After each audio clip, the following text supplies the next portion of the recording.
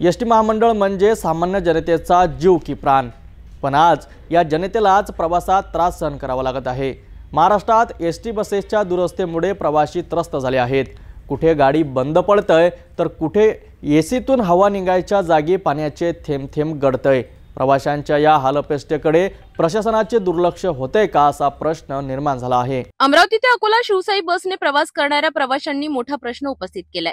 या बसमधील एसीतून ज्या ठिकाणाहून हवा येते त्या ठिकाणाहून पाणी गळत असल्याचा धक्कादायक प्रकार उघड झालाय। संपूर्ण महाराष्ट्रात एसटी महामंडळाच्या बसेसवर मुख्यमंत्री आणि पंतप्रधानांचे फोटो झळकले जातात, मात्र प्रत्यक्षात बसची अवस्था कशी आहे हे या घटनेतून स्पष्ट होते।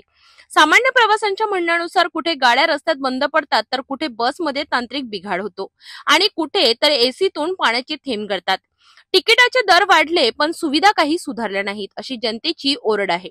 सरकार, एसटी महामंडळ, डेपो मॅनेजर आणि लोकप्रतिनिधी, दोष कुणाचा हा प्रश्न प्रवाशांच्या मनात आहे। संपूर्ण महाराष्ट्रात एसटीचाच आधार घेत प्रवासी गावागावात जातात, मात्र गेल्या काही दिवसांपासून एसटी महामंडळाचा भोंगळ कारभार उघडकीस येत आहे। बाहेरून फोटोचा दिखावा पण आत मात्र प्रवाशांना त्रास अशी टीका होत आहे। एसटी महामंडळाने सामान्य प्रवाशांच्या सुविधांमध्ये सुधारणा करण्याची वेळ आली आहे। तिकीट दर वाढले पण सुविधा मात्र जशाच्या तशा आहेत। आता प्रश्न असा आहे की जनतेचे हाल कधी थांबणार आणि या दुरावस्थेला पूर्णविराम कोण लावणार।